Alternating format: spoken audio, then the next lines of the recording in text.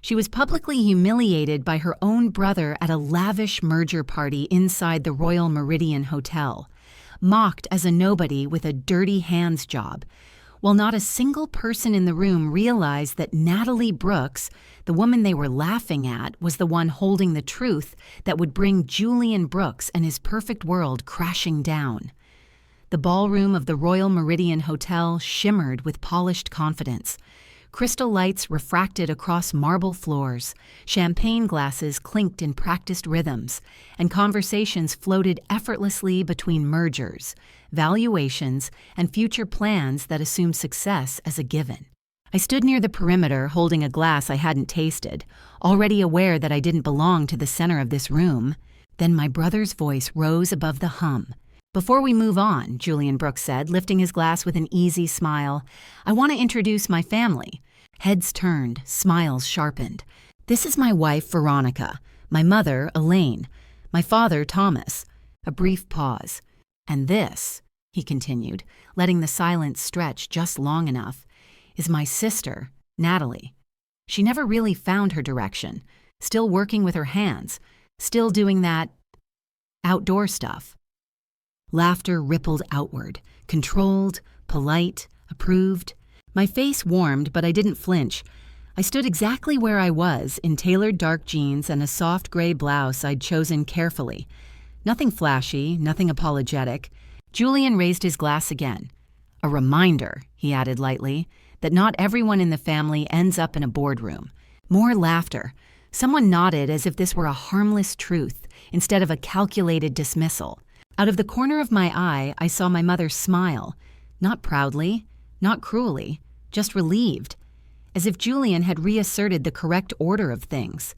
I felt something settle inside me, not anger, not hurt, familiarity. "My name is Natalie Brooks. I'm 34 years old, and according to my family, I'm the one who never made it." What none of them knew, what none of the impeccably dressed executives now sipping champagne realized, was that I am the founder and principal of Brooks Urban Design, a licensed landscape architecture and construction firm operating across 3 states, 42 employees, municipal contracts, a current valuation hovering just under $12 million. Last quarter, we secured a $3.9 million city contract for the Harbor Line Renewal Project. But sure, I work outside. I never told my family any of this. Not when our designs were featured in national journals, not when we won a Civic Innovation Award for Stonebridge Civic Park, not when my company outgrew its second office. I told myself it shouldn't matter. I told myself that if I built something solid enough, real enough, they'd eventually see me without needing numbers attached. That respect didn't require translation into titles they could brag about. I was wrong. Julian had always been the visible success. Finance internships, promotions, strategic buzzwords my mother loved repeating to friends. His career was easy to summarize. Mine required explanation, and that alone made it invisible. "Natalie's still doing her gardening thing," Mom would say at holidays. Correcting her had become exhausting. 3 weeks earlier, Julian had called me personally. He said he wanted me at his merger party. That should have warned me. "Just keep things simple," he'd said.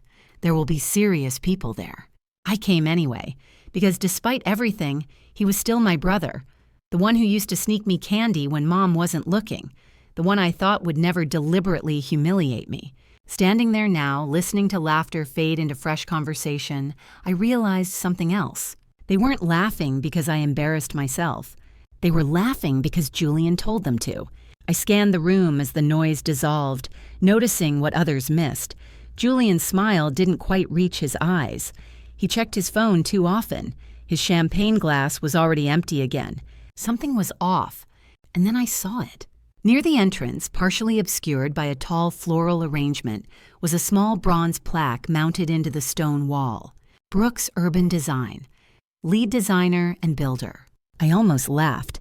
The ballroom, the terrace beyond the glass, the landscaped approach everyone had complimented all evening.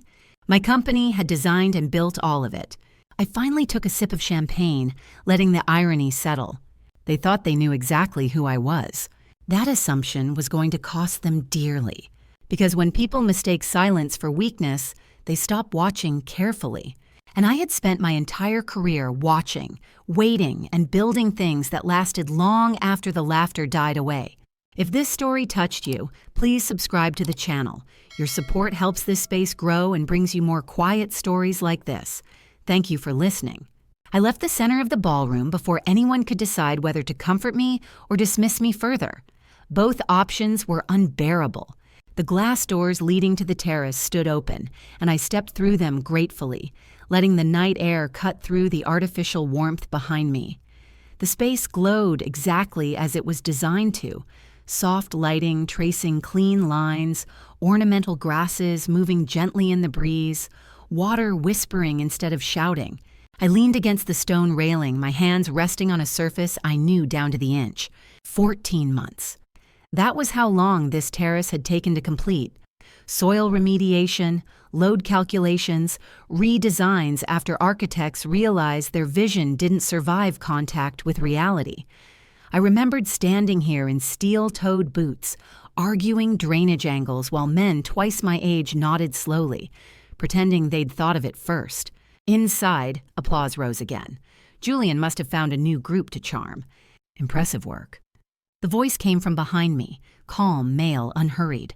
I turned to see a man in his late 60s, tall, silver-haired, dressed in the effortless way that suggested wealth without the need to advertise it.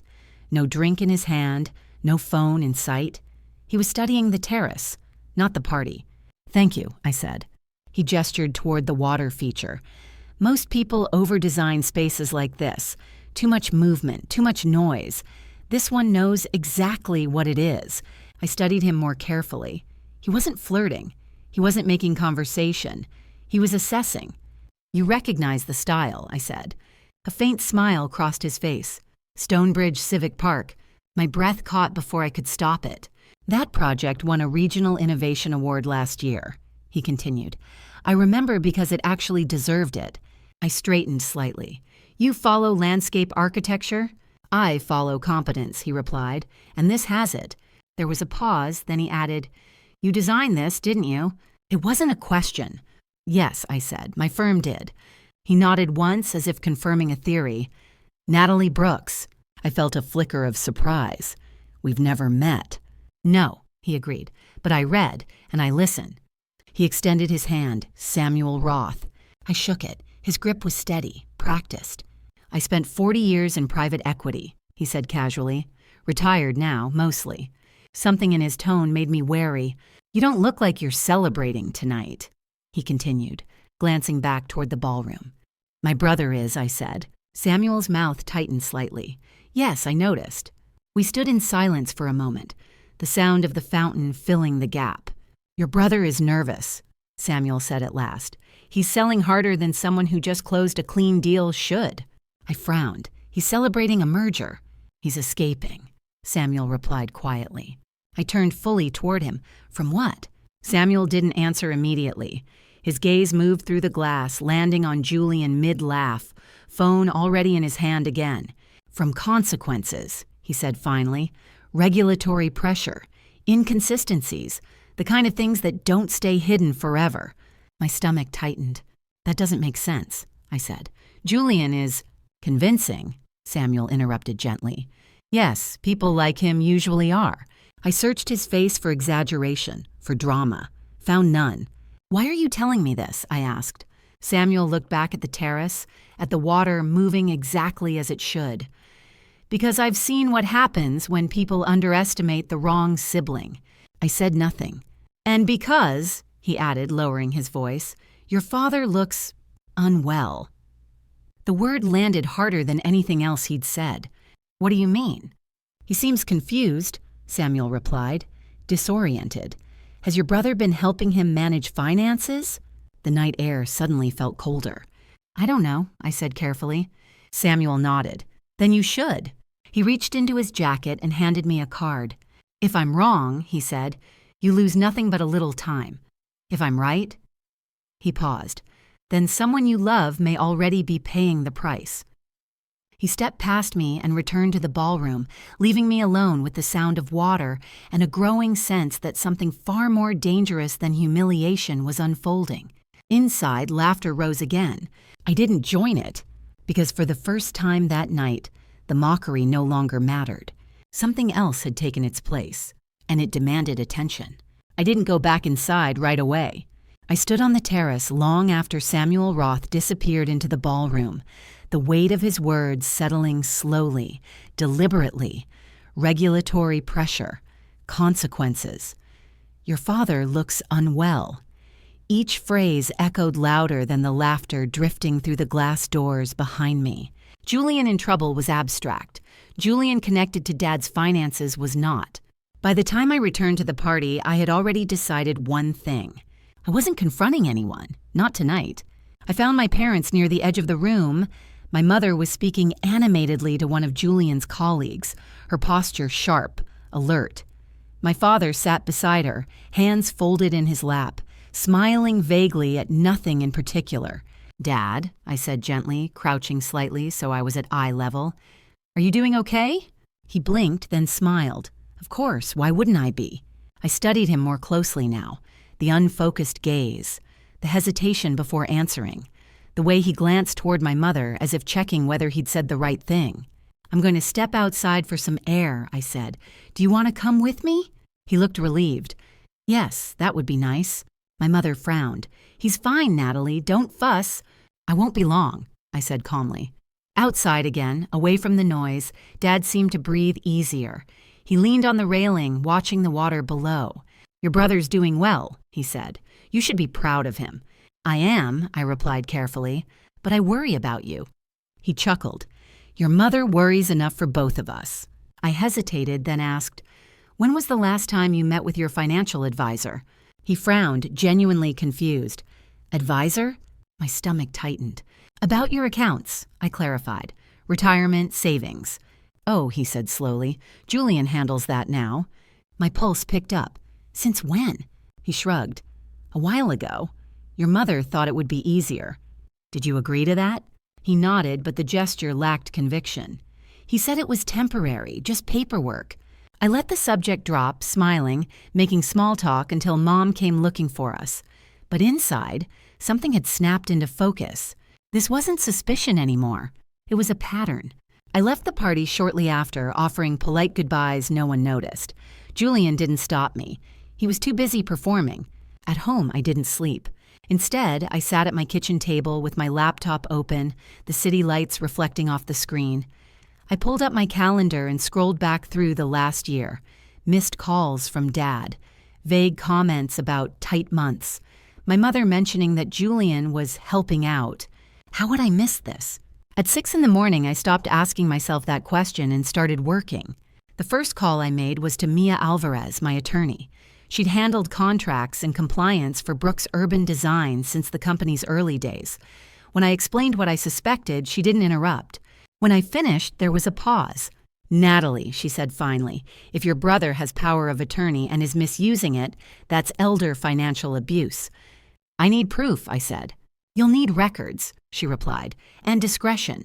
If he realizes you're investigating, he could move assets quickly." She gave me a name, Anthony Russo, financial investigator, former forensic accountant, quiet reputation. Anthony was efficient. He asked for dates, names, banks. No commentary, no sympathy. "I'll need about 2 weeks," he said. "I'll tell you what's real and what isn't." While he worked, I started my own quiet checks. A call to the county records office revealed a lien filed against my parents' house 6 months earlier, $210,000. The house had been paid off decades ago. I closed my eyes and let the number sink in.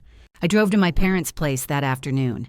Dad looked smaller than he had the night before, more confused. Mom answered questions for him without realizing she was doing it. When I asked Dad directly where his accounts were held now, he couldn't answer. "Julian knows," he said. "He takes care of it." I stayed until dinner, keeping my voice light, my concern invisible. When I left, my hands were shaking on the steering wheel. 2 weeks later, Anthony called. The transfers weren't isolated. They were systematic. Money moved in small amounts at first, then larger ones. Accounts consolidated, insurance policies liquidated, a loan taken out using the house as collateral. Over $300,000. "Your brother stripped him," Anthony said flatly. I thanked him and ended the call. Then I sat alone in my office, surrounded by project plans, employee schedules, invoices, and contracts, evidence of a life built slowly, carefully. Julian thought I was invisible, that my silence meant ignorance. He had no idea what I was capable of once I saw the full picture. And now that I did, there was no turning back. This wasn't about humiliation anymore. It was about stopping him before there was nothing left to save. I didn't confront Julian. That restraint felt unnatural at first, like holding my breath underwater. Every instinct urged me to call him, to demand explanations, to force the truth into the open. But instinct was emotional, and emotion made noise. Noise warned people like my brother. So instead, I became methodical. I built a file. Anthony Russo's report became the backbone, but I added everything else myself. Bank statements, dates of transfers, copies of digital authorizations that my father had no memory of signing, the lien documents from the county office, a timeline that showed escalation, not accident. This wasn't confusion, it was strategy. I duplicated everything. Hard copies in a locked cabinet at the office, encrypted files on 2 separate drives, one stored off-site. I had learned long ago that redundancy wasn't paranoia. It was professionalism. Outwardly, nothing changed. I ran Brooks Urban Design as usual, reviewed planting schedules, signed off on permits, attended progress meetings. When my mother called, I answered with patience. When Julian texted, I responded with polite brevity. I let him believe I was still exactly who he thought I was. Then Julian called. "Natalie," he said warmly, almost cheerfully, "I've been meaning to talk to you." I waited. "I'm planning a small dinner next month," he continued. "Family, a few close partners, something more intimate than the party. I want you there." There it was. "Why?" I asked, keeping my tone neutral. "I think it's important we show unity," he said, "especially right now." Right now. I almost smiled. "That sounds nice," I said. "I'll be there." After the call ended, I sat still for a long moment, then opened my calendar and marked the date. Julian thought he was hosting a celebration. What he was really doing was choosing the location of his reckoning. The next call I made was to Kevin Moore. We'd met 3 years earlier when Brooks Urban Design handled site work for a federal office complex. He worked in financial crimes now. We weren't close, but we were familiar enough. I didn't dramatize. I laid out facts. When I finished, Kevin was quiet. "This overlaps jurisdictions," he said finally. "Financial fraud, elder abuse. It's serious, but timing matters." "I know," I replied. "That's why I'm calling before I move." "What do you have planned?" he asked. "A dinner," I said, "with witnesses, predictable attendance, a setting he won't flee." Kevin exhaled slowly. That could work. From that point on, everything narrowed. Anthony coordinated with Kevin's office. Warrants were drafted, not served. Evidence cross-checked. Nothing rushed. Nothing leaked. If Julian sensed pressure too early, he'd bolt.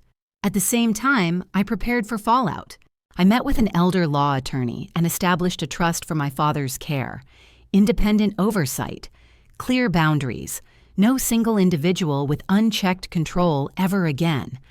I moved funds quietly, legally, ensuring there would be a safety net regardless of what happened next. For the first time, money felt heavy, necessary. 3 nights before the dinner, Julian called again. This time, his confidence was thinner. "Natalie," he said, lowering his voice, "I need to ask you something." I leaned against my kitchen counter, already knowing. "I'm in a temporary bind," he continued. $50,000 just to get through the next few weeks. Once the merger settles, I'll pay you back." $50,000 was insignificant to me. To him, it was oxygen. "That's a lot," I said carefully. "I wouldn't ask if it wasn't important," he replied. "We're family." "Family. Let's talk about it at dinner," I said, in person. Relief rushed through his voice. "Thank you. I knew you'd understand." When the call ended, I stood alone in the quiet of my apartment, the city glowing faintly through the windows. Julian believed he was still the one in control, that the sister he mocked was about to rescue him. He had no idea that every step he took was tightening the net around himself. The dinner wasn't going to be about unity. It was going to be about exposure. and when the truth finally entered the room, there would be no laughter left to hide behind. The restaurant Julian chose was Levant Bistro, tucked into a restored historic building downtown. Soft lighting, linen tablecloths, the kind of place where menus had no prices and the staff never wrote anything down. I arrived a few minutes early. Julian was already there, standing near the entrance with his phone pressed to his ear, pacing just enough to betray nerves he thought he was hiding. He brightened when he saw me, slipping instantly into performance mode. "Natalie," he said, smiling too wide, "you look great." "Thank you," I replied. "So do you." It wasn't a lie. He looked polished, expensive, controlled. But the control was brittle, like glass stretched too thin. "Did you think about what we talked about?" he asked quietly as the hostess led us toward the private dining room. "We will," I said calmly.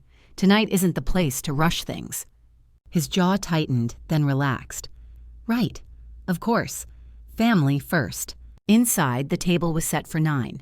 Elaine arrived next, posture stiff, eyes sharp. Dad followed slowly, guided by the hostess. I stood to help him into his chair, my hand steady on his shoulder. "Thanks, sweetheart," he said softly.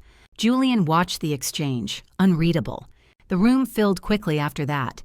Eric Nolan, Julian's longtime associate, arrived with exaggerated confidence. 2 executives from the merger firm followed.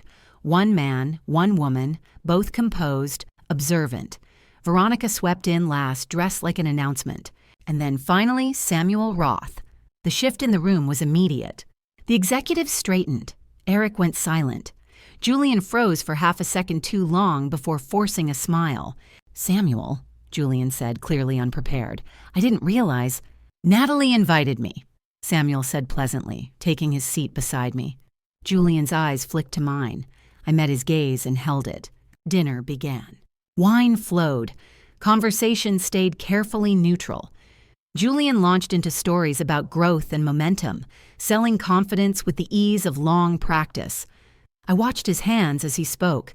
They trembled slightly when he lifted his glass. When plates were cleared and dessert menus arrived, Julian stood. "I just want to say how grateful I am," he began, voice smooth, "to be surrounded by the people who matter most tonight. This merger represents a new chapter, proof that smart decisions and hard work pay off." Polite applause followed. He raised his glass. "To the future." "Before that," Samuel said calmly, rising to his feet, "there's something your partners should see." The room stilled. Samuel placed a folder on the table and slid it toward the executives. "A preliminary audit," he said. "Requested discreetly last week." Julian's color drained. "What is this?" he snapped. "This is inappropriate." The man opened the folder. His expression shifted from curiosity to concern in seconds. "These numbers don't align," he said slowly. "These transfers, they're outdated," Julian cut in. "You're looking at old data." The woman leaned in, scanning the pages. "No," she said quietly. "This shows consistent misrepresentation." Silence pressed in from all sides. Julian's phone rang. He answered it instantly. "Hello?" Whatever he heard erased the last of his composure. He looked up just as 2 individuals entered the room. Professional, composed, unmistakable. "Julian Brooks," one said. "I'm Agent Moore. We need you to come with us." "This is ridiculous," Julian protested. "You don't understand." The second agent produced a document. "We also have a warrant related to elder financial abuse involving your father's accounts." Dad looked up, confused. "Julian?" I stood. "He transferred over $300,000 from Dad's accounts," I said clearly. "Took loans against the house without informed consent, liquidated insurance policies." Every eye turned to me. "I own Brooks Urban Design," I continued evenly. 42 employees, multi-million-dollar contracts. I stayed quiet because I believed respect shouldn't need translation. I looked at my mother. I was wrong. Julian stared at me, shock giving way to fury. "You did this." "No," I said softly, "you did." The agents guided him toward the door. No shouting, no struggle, just the sound of a life collapsing quietly. No one laughed. No one spoke.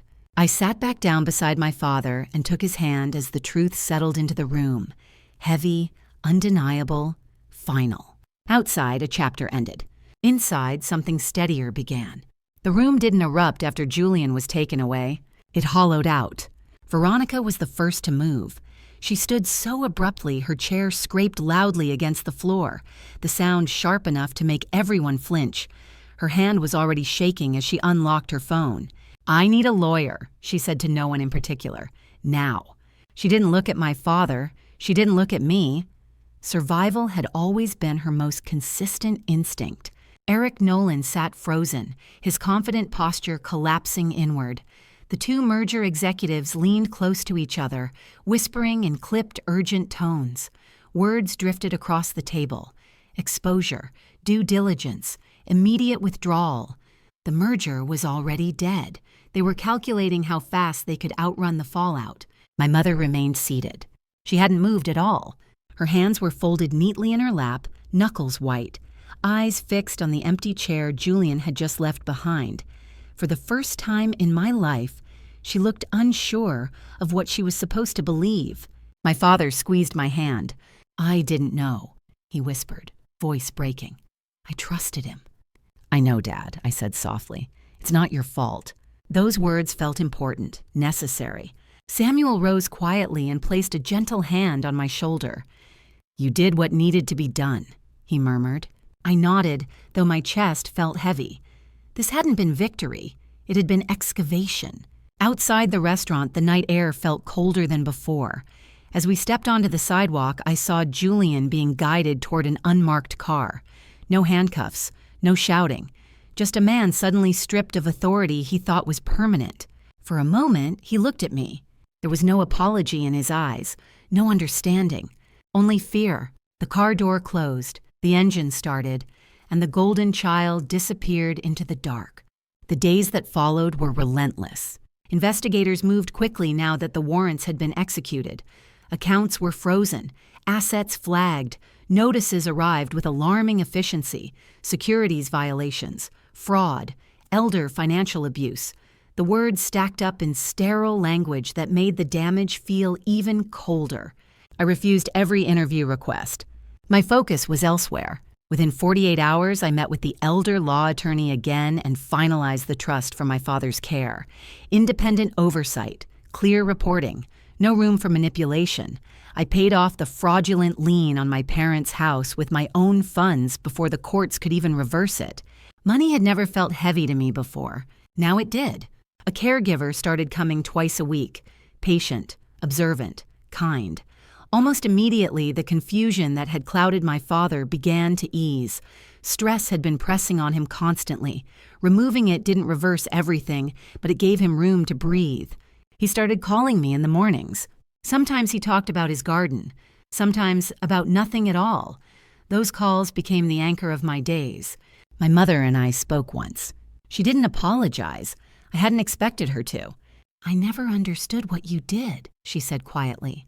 "It always seemed impractical."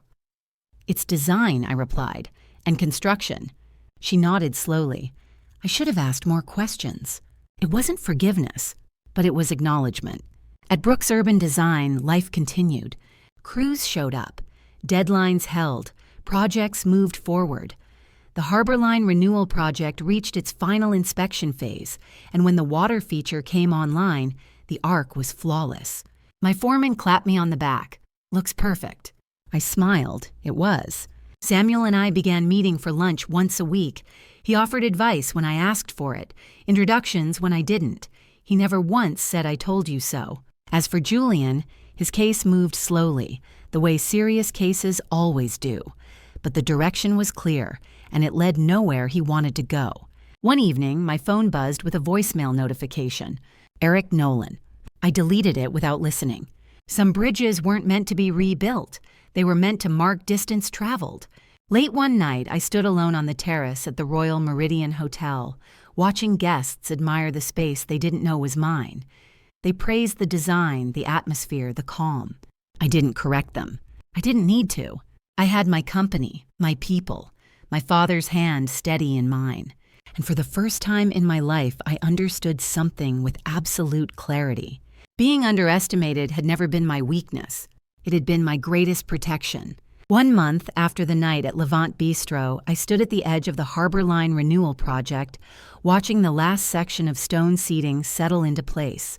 The morning air carried the smell of wet concrete and river water. My crew moved with quiet efficiency, each person knowing their role without needing instruction. This was the phase I loved most, the moment when plans stopped being ideas and became something people could touch. I checked my watch and gave a small nod to the foreman. "Let's run it." He signaled, and the pumps engaged. Water surged through the system, rising in clean, controlled arcs before falling back into the basin with a steady, calming rhythm. Sunlight caught the mist and fractured it into soft halos. Someone cheered, someone else clapped. I felt the familiar weight in my chest ease. Not pride exactly. Something deeper. Completion. My phone vibrated in my pocket. "Dad." I stepped away from the noise and answered. "Hi." "I just wanted to tell you," he said, voice clearer than it had been in months. "The tomatoes finally ripened." I smiled. "You've been watching them closely." "Every day," he replied. Then, after a pause, "Natalie, thank you." "For what?" "For seeing what I couldn't," he said quietly, "and for not giving up on me." I swallowed. I never would. After the call ended, I stayed where I was for a moment, watching the water cycle exactly as designed. Consistent, predictable, safe.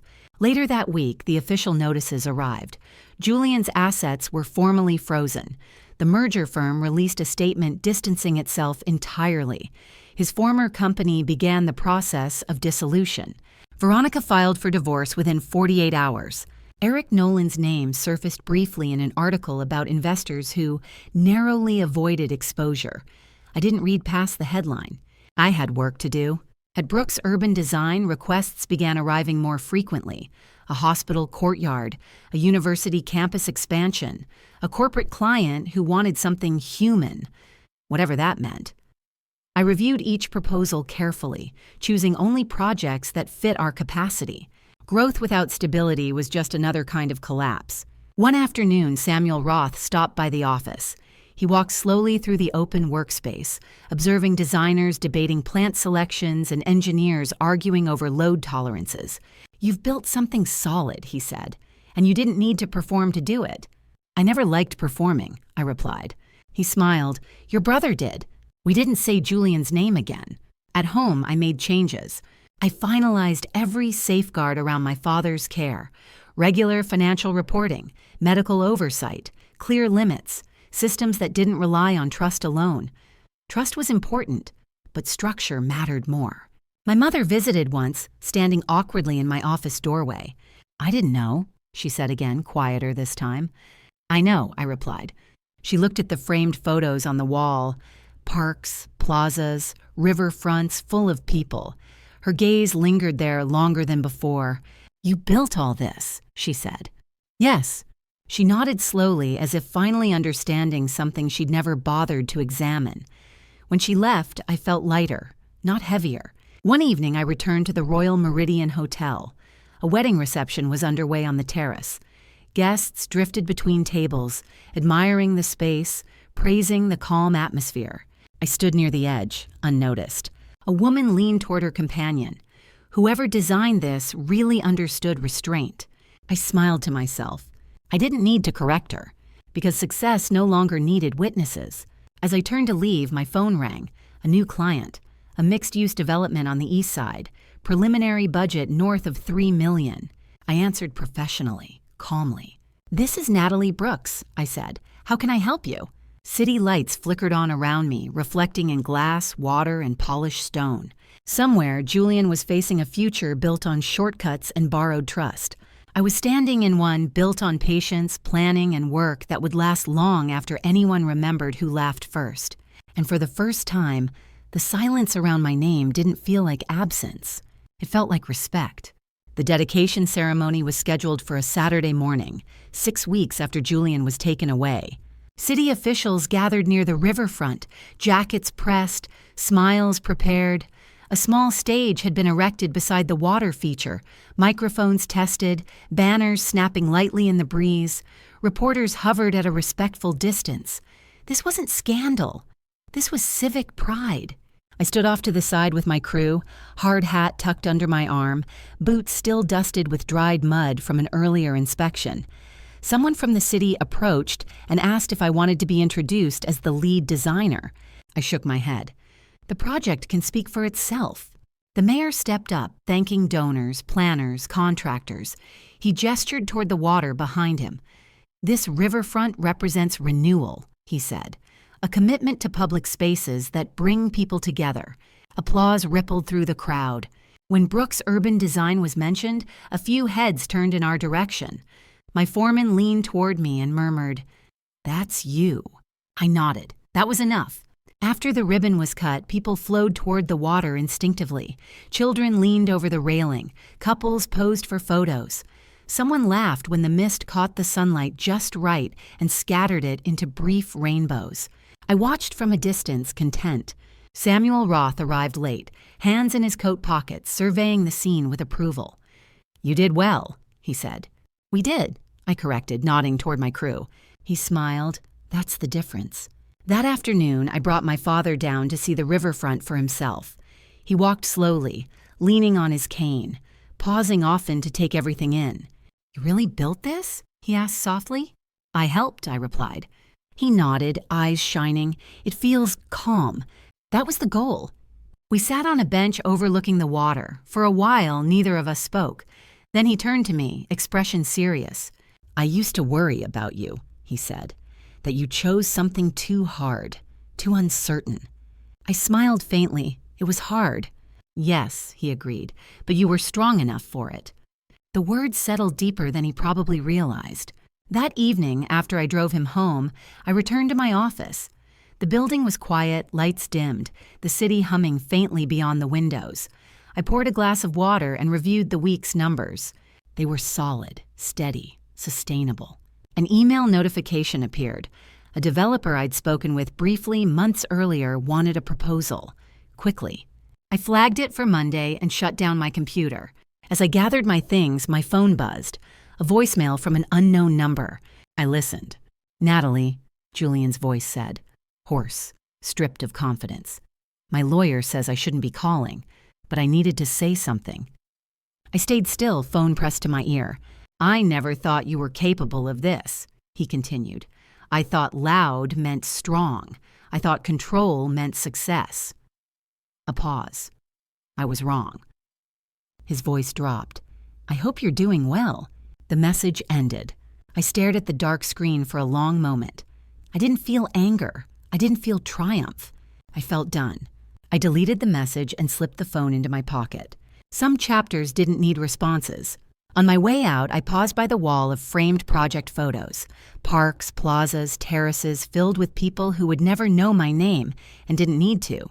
Each image was proof of something real. Outside, the city breathed around me.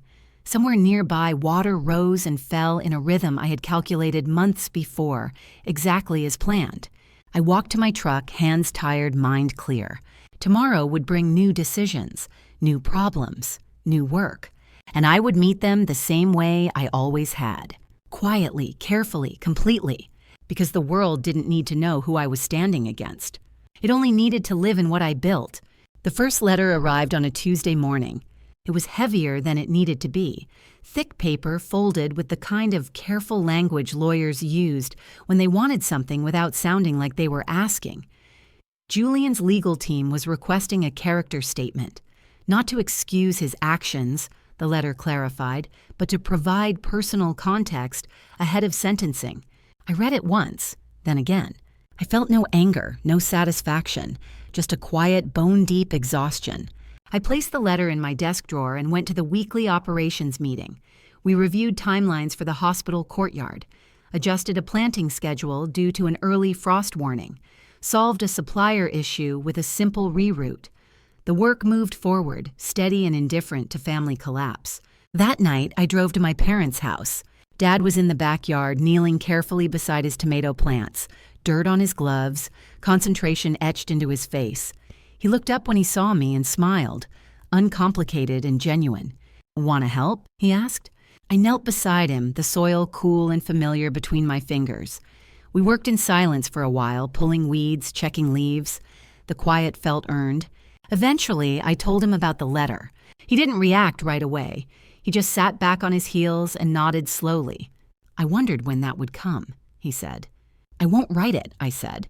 Not defensively, not apologetically, just stating fact. Dad looked at me for a long moment, then shook his head. I wouldn't want you to.